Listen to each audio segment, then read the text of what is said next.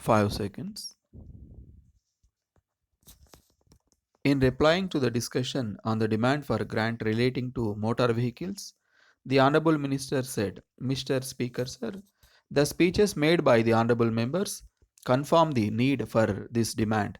First, let me take up the question of tax evasion.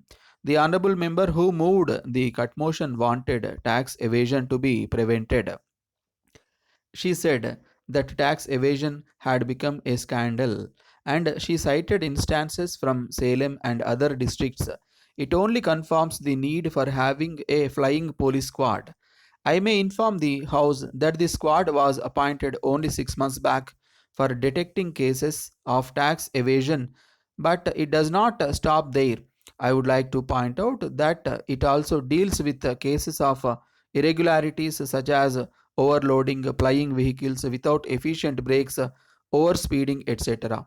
In addition to the flying squad, there are the road transport officers, motor vehicle inspectors, and police officers who check these motor vehicles.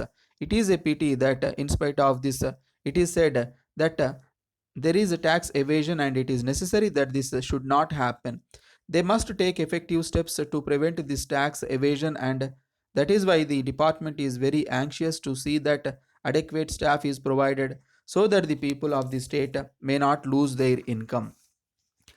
Secondly, I shall deal with overcrowding in buses. An honorable member raised some questions about overcrowding. He said that there was overcrowding because there was not adequate number of vehicles plying on various routes. In this connection, he also classified some of the bus owners as bus barons. I do not know whether he called them so because they owned buses. Whatever it is, the honorable member wanted that this monopoly must be broken.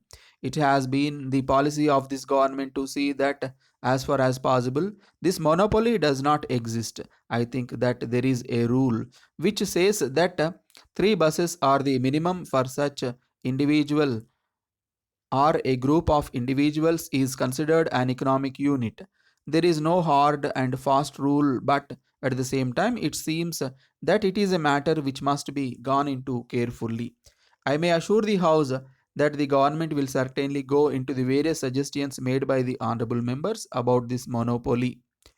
I myself felt when I was going on my election tour that there was a need for additional buses because I saw that the buses were full and cramped. But that is a matter to be decided by the local authority. If it is found that more buses are necessary in any place, it is for the local people to make a representation to the regional transport authority.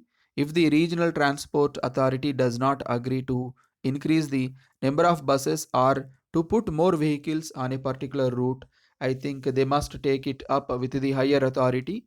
I think that if a proper representation is made, the local authority will be willing to consider it. Thirdly, I shall deal with reckless driving. The honorable member referred to the reckless driving of some of the lorries and buses and the headlights used by them. It is true that there are some people who exceed the speed limit, but I would like to point out that there are even now rules which fix speed limits for various vehicles on various routes. I may assure the honorable member that the concerned authorities, whether it is the police officer or the flying squad, will see to it that this kind of reckless driving does not occur.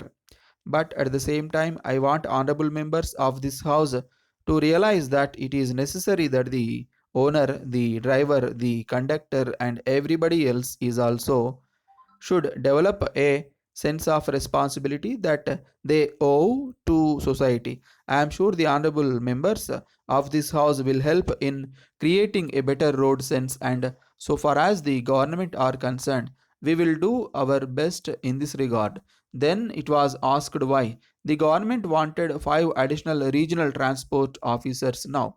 I would like to say that repeated representations have been received that the work in the regional transport offices is not carried out expeditiously. So, with a view to facilitating the expeditious dispatch of work, these five regional transport officers have been appointed. I would now request the honorable member to withdraw the cut motion.